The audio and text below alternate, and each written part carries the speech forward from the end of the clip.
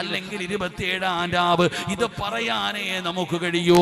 അല്ലാഹുവേ, ലൈലത്തുൽ ഖദർ ലഭിക്കുന്ന ഭാഗ്യവാന്മാരിൽ പെടുത്തണേ അല്ലാ. എന്നാൽ നിബിതങ്ങൾ പറഞ്ഞു, ഒരു സമയം നരകത്തിൽ നിന്ന് ജനങ്ങൾ രക്ഷപ്പെടുന്ന സമയമാ.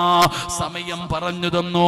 നരകത്തിൽ നിന്ന് രക്ഷപ്പെടുന്ന ഒരു സമയം അല്ലാഹുവിന്റെ റസൂൽ അവിടെന്ന് പറഞ്ഞു തന്നു. ആ സമയം നമ്മൾ പടച്ചവനെ പാഴാക്കരുത്.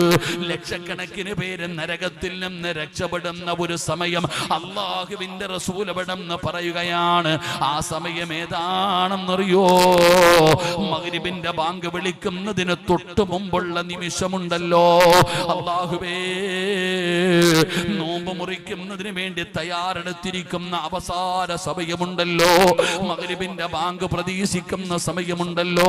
ആ സമയം ഉപയോഗപ്പെടുത്തു പെങ്ങള്, ദുആ ചെയ്യ് പെങ്ങള്. ആ സമയത്താണ് ഏറ്റവും കൂടുതൽ പേര് നരകത്തിൽ നിന്ന് രക്ഷപ്പെടുന്നത്.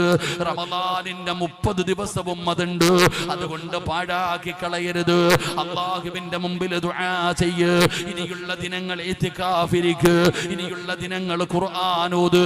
ഒരുപാട് നന്മകൾ ചെയ്യ്. സദഖകൾ കൊടുക്ക്, സക്കാത്ത് കൊടുക്ക്. ഏറ്റവും കൂടുതൽ പ്രതിഫലം കിട്ടുന്ന മാസം റമളാനാ. സക്കാത്തിന്റെ കണക്കുകൾ നോക്കിയിട്ട് പടച്ചവനെ കൊടുക്കേണ്ടവർ സക്കാത്ത് കൊടുക്ക്. സദഖ കൊടുക്കാൻ കഴിയുന്നവർ സദഖ കൊടുക്ക്. കാരണം പ്രതിഫലം വാരിക്കോരാൻ പറ്റുന്ന സമയമാ. റമളാൻ മാസത്തിന്റെ അവസാനമെത്തി. ഇനി സക്കാത്ത് കൊടുക്കണം, സദഖ കൊടുക്കണം, പാവങ്ങളെ സഹായിക്കണം. അല്ലാഹു ഭാഗ്യം തരുമാറാകട്ടെ. നമ്മൾ വിചാരിക്കുന്നത് ഭർത്താവ് കുറച്ച് 50-ന്റെയും 100-ന്റെയും 20-ന്റെയും നോട്ട് കൊണ്ടുവന്ന് ഭാര്യയുടെ കയ്യിൽ കൊടുത്തിട്ടുണ്ട് വരുന്നവർക്കൊക്കെ കൊടുക്കാൻ. വരുന്നവർക്ക് ഇങ്ങനെ കൊടുത്താൽ സക്കാത്ത് വീടൂല. അത് സദഖയാ. സക്കാത്ത് വേറെ, സദഖ വേറെ. അല്ലാഹു ഭാഗ്യം തരുമാറാകട്ടെ. സക്കാത്ത് എല്ലാവർക്കും കൊടുക്കാൻ പറ്റൂല.